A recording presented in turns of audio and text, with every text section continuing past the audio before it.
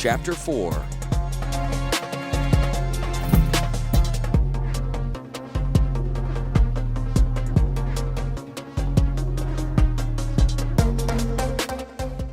The long, dark ride in the lift ended in a narrow stone chamber, brightly lit from some undetectable source. Ahead was a set of arched double doors. These the guard swung open. Gerard passed through and found himself in a wide corridor filled with similar doors from which flowed a steady stream of humanity. A moment later, Gerard caught sight of the second contingent of Weatherlight crew. The soldiers reassembled the prison caravan. Chains chattered on stone as the crew marched up the wide passage. Even here in the nooks and crannies of the wall, there were merchants calling out to the crowd to come and sample their wares. Hannah pushed up beside Gerard and touched his shoulder. "Have you seen the looks we're getting?" He nodded. "Got a pretty ragged picture compared to these people." Indeed, the people around them were far better dressed than the Weatherlight crew. They were clad in flowing silk robes that were brightly dyed, elaborately folded, and piled high despite the heat and grit. Gerard whispered to Hannah, "We'll have to find a laundry line once we escape. Help us blend in." "Escape?" Hannah whispered back. "Atala's tailing us. Brave lad. He's the outside man. And the lifts have reduced our soldier escort from 200 to 200. The time is right. Pass the word for the others to watch me and follow my lead." Hannah nodded and fell back among the crew. The corridor widened farther and ascended a short flight of broad steps. The group emerged into bright daylight in the midst of Mercadian. Gerard's first impression was of incredible noise. At the foot of the mountain, the cries of the merchants had been nothing compared to the roar up here. It was omnipresent, almost deafening in its intensity. "Hail nuts! Selling hail nuts! Brown roasted hail nuts! Buying Simsans for cold season! Anyone have Simsans for cold season? I got 4 bottles of Rega wine. I'm looking for hail nuts. Any hail nuts for Rega wine?" On either side of the street were long stalls bursting with goods. In the center of the broad avenue was raised a circular set of stairs ending in a platform. On this platform, sellers crowded, each waving a paper and yelling out the virtues of goods offered or wanted for purchase. Along the street, at regular intervals, were other such platforms, and beyond, more streets, platforms, and noise. Around the platforms, the crowd ebbed and flowed, looking over items in the booths, picking them up, putting them down, touching, tasting, squeezing, stroking, asking the price, arguing over the price, paying the price, all in that unpleasant accent. The stalls themselves were little more than temporary creations of wood and canvas, stretching out from the fronts of buildings. Behind the stalls stood dun-colored buildings with square windows and arched doorways. Structures crowded against each other, shouldering for space and forming rankling canyons that mazed away through the city. The dizzy chaos of mud walls was accentuated by the tiles and elaborate mosaics that covered them. No street was straight, no block was level. The roads climbed and shambled, dipped and drifted. The sense of vertigo that Gerard had felt at the base of the impossible mountain now redoubled. Heedless, the guard pushed through the crowd, conducting the Weatherlight crew through. Squee, his short green form unmistakable among the tall Weatherlight sailors, was several files back from the Benalian. Gerard noticed that any time a Mercadian caught a glimpse of the goblin, he bowed low and touched his forehead. The little creature was both puzzled and impressed by this behavior. He began to strut a bit. Tungarth wrinkled his nose and frowned. "They smell," he growled, gesturing at the Mercadians. "Whole place smells." Sissay nodded her agreement. "A lot of incense burning around here." She stopped a moment, breathing hard, and wiped sweat from her forehead. "I don't know about the rest of you, but this place is giving me a splitting headache." Gerard rubbed his eyes. The street seemed to oscillate. He glanced at his companions and saw they were having similarly dazed sensations. Some of the crew were staggering. Hannah looked ready to pass out. Gerard knew it was now or never. He fell to his knees, gasping, and vomited into the gutter. That much was not acting. "Water! I need some water!" Takara's hands fidgeted on his shoulders as she relayed the message to the laughing guards. "You there! Kid!" Gerard called, gesturing to a familiar lad with tousled black hair. "I'm not a damn kid!" Tala spat back, though he gave a wink. "Bring me something to drink. Wine would be good." Nodding, Atala darted away through the market. His cloak flashed tan beside a vintner's stall. His hands darted atop a pile of burgeoning wineskins, and he snatched one. Holding it high, he waved the skin overhead and darted back towards Gerard. A roar of protest rose behind him, and a morbidly obese wine seller trundled in fury after the thief. Atala arrived, sandals skidding on cobblestones. "Great work, kid. Sorry, Master Atala," Gerard said, his smile turned down to the gutter. "Quick, pull the cork, give me a sip, and dump the rest on the ground." When the captain of the guard comes, Gerard continued, get his keys. The merchant stomped up behind Atala and caught him by his collar.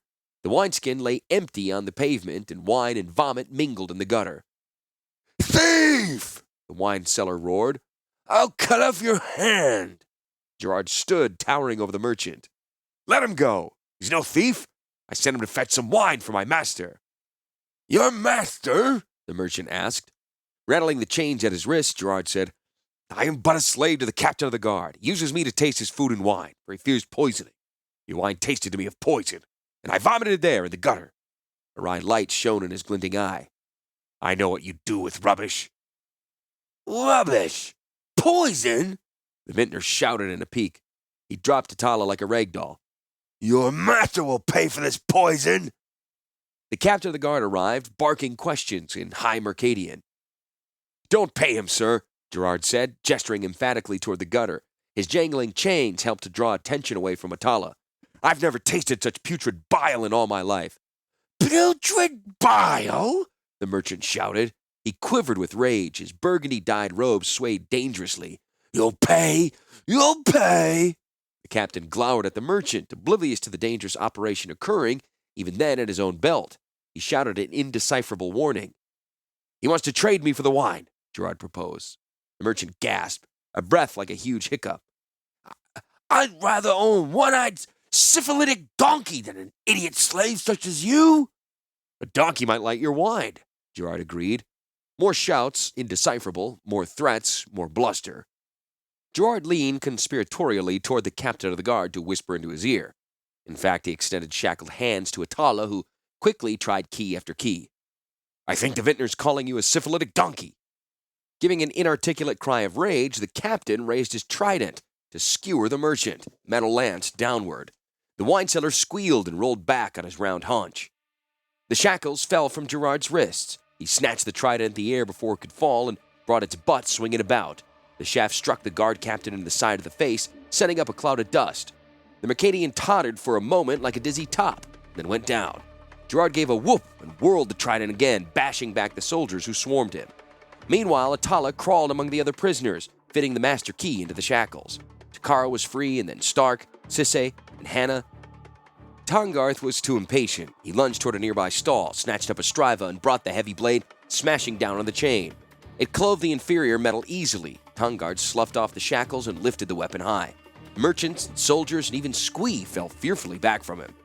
For his part, Squee scampered up a similarly imposing figure, Karn. Being a pacifist, Karn would probably be an island of calm in the Sea of Swords. Squee shinnied up the chains that wrapped Karn's torso and flung his arms around the Silverman's massive neck. Karn opened his mouth, apparently to console the goblin. Instead, he bit down on the chain that held Squee, severed in two places, and Karn spit out the shattered links. Return the favor? He asked Squee. Lift one of my chains into my mouth. Squee did. In moments, the whole massive chain and the goblin clinging to it cascaded down to the street. Karn lifted his arms. Dirt poured from the gritty joints. Sunlight gleamed off his massive figure, and the crowd fell back again. Not all of the crowd. Though their captain lay in the middle of the road, feigning unconsciousness, other soldiers fought inward. Their tridents slashed and jabbed among the canvas stalls. Sisse, Takara, and Gerard parried easily with the weapons they had snatched. Tongarth's striva merely clove any half that came nearby. All was ingenious. Hannah had retreated to a fruit cart and thrust vast purple melons onto the tridents.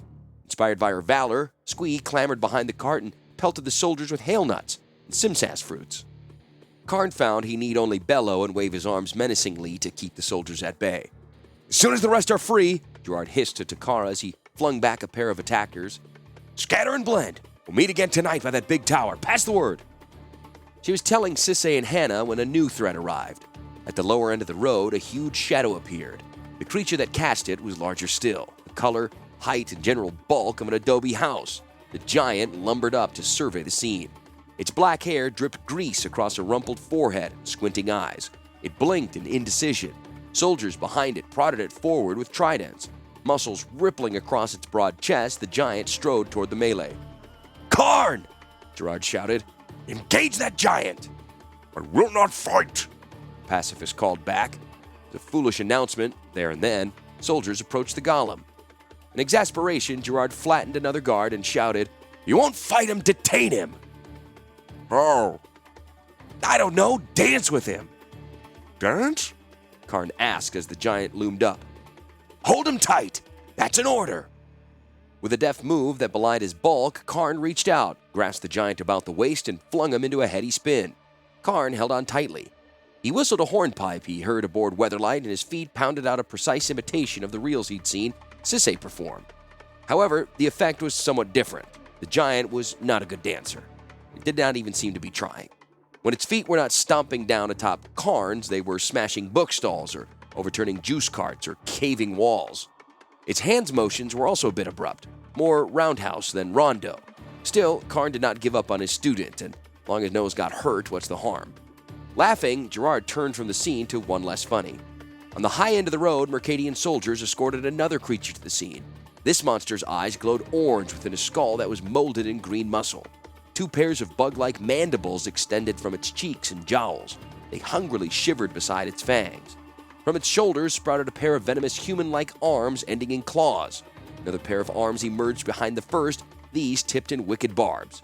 The thing's muscular abdomen was perched atop legs worthy of a drake, complete with eviscerating talons. "A Cattern Enforcer!" hissed Atala, scrambling up beside Gerard. "They're the meanest mercenaries the Mercadians have. I'm getting out of here. You should too. Your folk are all free." "Thanks, Atala. I owe you one." Gerard cupped his hands and shouted, "Scatter!" Only too happily, most of the crew obliged. Only Karn remained, dancing with his giant, and Tahngarth, who strode up beside Gerard. "There's 4 arms, so I thought we should as well," the Minotaur said. Gerard smiled grimly as the thing came on. "You could never resist a fight." "Not when I have a good striver." Tahngarth lifted the curved blade overhead just as the Cataran reached them. It hurled itself hungrily atop the pair. Tahngarth thrust the striva into the beast's belly. Metal clanged uselessly on the creature's hide. The blade that had severed iron could not penetrate that skin. Gerard, meanwhile, rammed his trident into the thing's fangs. It bit down, severing the prongs and swallowing them. This was going badly. In one clawed hand, the beast clutched Gerard's head, and in the other, Tahngarth's. Its grip was implacably strong. Barbed arms entrapped them. There was no escape. Fangy jaws ratcheted wide. The beast shoved Gerard's head towards its gullet, as though his skull were a melon, sank its teeth past through the tough exterior and into red pulp and reared back. Its mouth was full of crimson chunks and seeds. Seeds? Squee hauled back the other half of the melon he had rammed into the thing's mouth. He shoved the ruined fruit into the Cataran's eyes. In rage, the blinded beast dropped Gerard and Tahngarth to rake pulp from its face. It roared, melon spewing in a red shower from its jaws. "Squee!" Gerard shouted, startled. "Thought I told you to scatter!" "I'm glad for once you didn't listen," Tahngarth panted, crouching to receive the beast's next attack. The Cataran scraped the last seeds from his face and lunged again.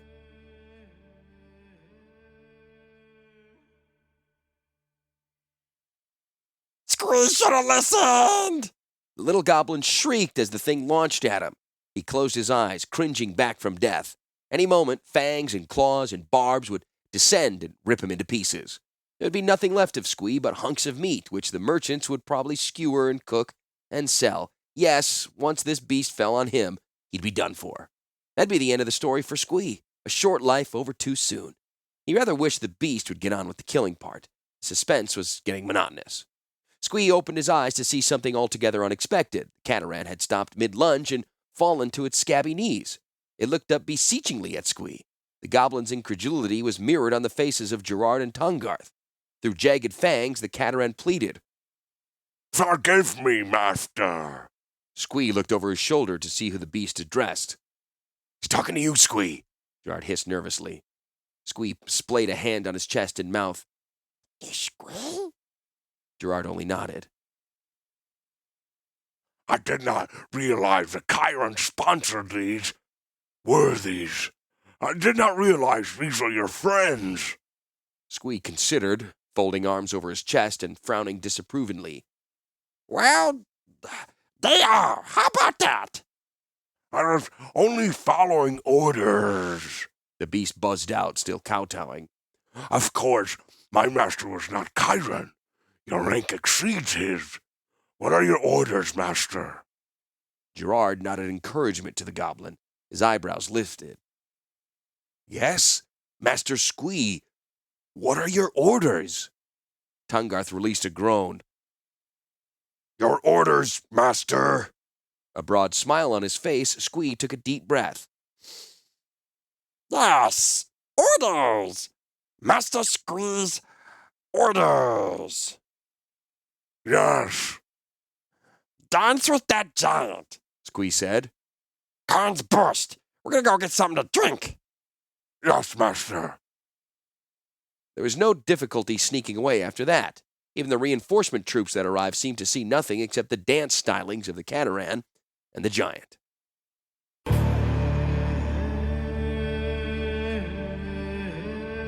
For a day and night, Weatherlight's crew hid out in the great city of Mercadia. All had procured Mercadian clothes, the better to blend with the crowd. Only Karn remained in his native garb of silver, though he kept to the back alleys, Squee running interference for him. As a Chiron, that is, a goblin, Squee had special rights and privileges in the city, though Gerard still not understand why. In time, Squee secured discreet lodgings for him and the other bridge crew members. The streets outside buzzed with talk of the foreign warriors who had marched into the city, defeated 1,000 of the city guards, fought off 20 giants, and killed a whole band of Cataran enforcers. Tavern talk made them outlaw heroes, striking out against oppression. Garrison talk made them simply outlaws, but their names were mentioned only in tremulous whispers. Legendary Gerard, giant killer. The legend of Gerard and his band reached a fevered pitch by next afternoon. It was time to enact his plan. Gerard and Takara climbed the white limestone stairs of the magistrate's tower, the opulent building at the center of Mercadia. In this center of trade, Gerard had heard that any citizen who had a worthwhile bargain could approach the chief magistrate. Of course, if the deal was found wanting, this citizen would probably not be found again at all. Gerard and Takara would take that chance. The outlaws had in mind an impressive bargain. They climbed the tower steps, which wound around the outside of the structure without a rail to guide them. Gerard felt increasingly dizzy as the streets of Mercadia opened out below. Beyond the edge of the city, he could see forever. Far away, probably 50 miles distant, was a blurred line of yellow. Gerard called Takara's attention to it. What is that? The outer sea, I imagine, she said. They passed a number of landings with doors into the tower. A steady stream of people were also climbing up and down the stairs, passing in and out of various openings. None paid the slightest attention to Gerard and Takara. Surprisingly, there was little wind. Sweat beaded on both humans' faces as they climbed. At last, at the very top of the tower, when only the endless sky beckoned above them, the stairs bent inward in a large landing. Its rail was inlaid with dark marble and polished stones in elaborate patterns. The side of the tower was pierced by a tall wooden door framed in elaborately wrought metal. This is it. The audience chamber. Gerard pushed hard. The door swung back to reveal a dark, narrow opening. Gerard and Takara passed through. They traveled down a short hallway hung with tapestries and decorated with mosaics and entered a large circular chamber.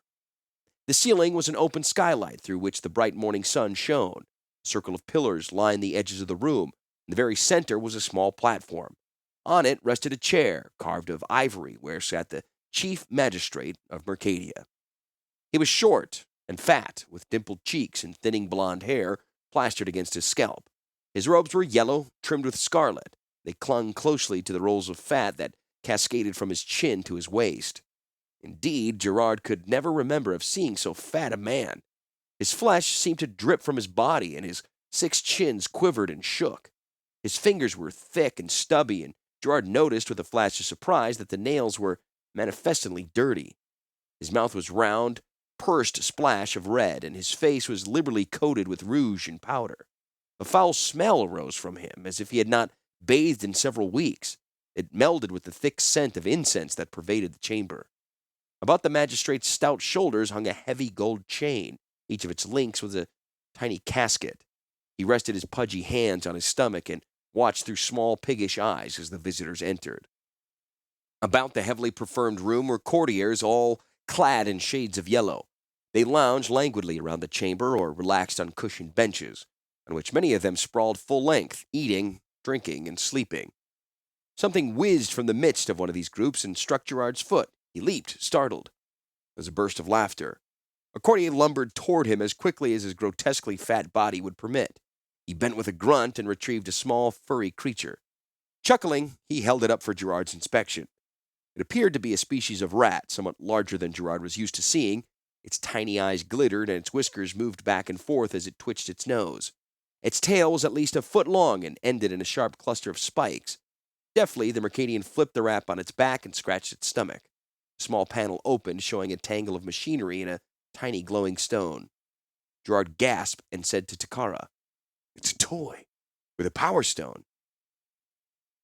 "Yes." The wrathy woman stepped closer and stared intently at the mechanical creature. Glancing around the room, Gerard noticed a number of the other nobles were playing with toys.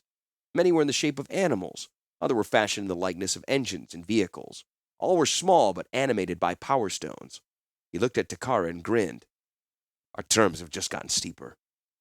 Moving very little, the magistrate beckoned to Gerard. His voice was high and strained, and Gerard could barely hear it above the other noise in the room. The words were high Mercadian, but on the lips of the magistrate they sounded even more coarse and degenerate. Takara translated. "The magistrate asks who you are and what you offer to approach his exalted figure." Lifting his eyes to the man, Gerard said, "I'm the legendary outlaw, Gerard, giant killer." That caused a sensation. Courtiers paused in their conversations and looked up. A few gathered their grapes and cheese and little mechanical toys, withdrawing along the wall. The guards in the room also tensed. The magistrate's eyes darted nervously toward the door. "Call them off, magistrate.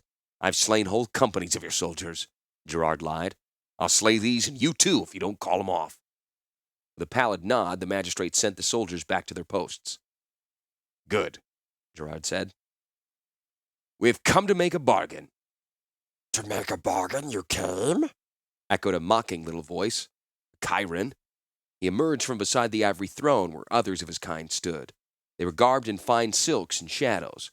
This one walked very erect, its eyes pinning Gerard's insolently as it approached. "Most respected magistrate of Mercadia, may the gods bless and keep your name," observed the Chiron. "Does not your ineffable wisdom truly spread wherever the name of Mercadia is known? Might a humble servant of your divine mightiness presume to offer some small tidbit of advice in the matter of this stranger?" The magistrate gestured meaninglessly. The goblin continued. "Would it not be proper and advisable to determine why we should give any audience to a brigand? Would it not be advisable to call the city wizards, or failing them, the city guard, or failing them, the city waste managers?" The instant Chiron had ventured a little too close. Takara lunged, grabbed the beast by the throat, and hoisted it in one hand. Guards who had not rushed to the magistrate's aid now ran toward Takara. Gerard turned and drew a sword to ward them away. Takara, meanwhile, stared into the goblin's bugging eyes. Her own eyes narrowed, and her mouth was a toothy gash across her face. "Look at me, you little bug! Look at me! Really look, and you will see why you must listen to us." Gerard busily circled the pair, keeping guards at bay. Over his shoulder, he glimpsed the goblin's face. At first, there was only angry umbrage and the panic of suffocation. Then, suddenly, there was something else. Abject terror. The Chiron waved the guards back. Takara nodded, lowering the beast to the ground. She released him, and the Chiron staggered away slowly, clutching his neck. Gerard hissed to her, "What did you do?" Through a humorless smile, Takara whispered, "Just let him see my hate. It's a powerful thing." Coughing raggedly, the creature retreated toward the chief magistrate. "Might I suggest the chief to treat these folk as privileged citizens instead of outlaws?" The fat man's chins quivered like a waddle of chicken. "Very well. The magistrate accepts your advice." He nodded to Gerard. Gerard said, "I'm the legendary Gerard, giant killer, and I would triumph no matter what forces you sent against me. My folk are as powerful as any army. My prowess is not diminished by the fact that your troops are pathetic, listless, and hopeless. Are you satisfied with the state of your army?" One of the goblins replied, his voice oily and pleasant. "Is Mercadia still not threatened by enemies from abroad, and yet our armies are untrained? Is not their skill with arms poor? Are not the weapons they possess badly maintained? Have you weapons you can trade? Have you sufficient soldiers to fill our ranks?" "Better. The legendary Gerard will make a bargain with you," Gerard said. "I will train your troops in the use of weaponry. I'll train them how to train others. I will turn your army into a fighting machine that will be itself legendary. You will train our armies in return of what? The Chiron asked. Freedom for my folk, first of all, Gerard said. I want them to walk these streets as citizens. Is there nothing more we can offer? There's plenty more. When I have finished training a division of your troops, I will be granted them to march into the Rushwood to fight the Cho Arum. I seek to regain the airship I was falsely arrested for trading to them. Avarice flared in the goblin's eyes. Why would we refuse the offer of legendary Gerard to lead our armies against our enemies? Once I retrieve my ship, I want facilities here to repair it. Why would we refuse to grant facility And assistance in gathering power stones to repair the ship. We not know legends of Power Stone troves? And last, but certainly not least, I want 1,000 gold coins given to the farm family of Tavut in payment for damages incurred. 1,000 gold? Are the terms of this bargain accepted? Gerard asked. Think twice before you answer with another question. Chiron's eyes grew wide. The magistrate himself answered. The bargain is accepted, legendary Gerard Giant Killer. Train our troops and your folk will be treated as citizens and honored guests. You'll be granted the right to lead a division and regain your ship, and if you regain your ship, you'll be allowed to use our facilities to repair it, and benefit from afar assistance in obtaining power stones to complete the job. And 1,000 gold pieces will be granted to the farm family you mentioned. Agreed. Legendary Gerard nodded, smiling with satisfaction. Good. Beside him, Takara whispered, Good for now. That was too easy. Nothing is here as it seems. We must proceed cautiously.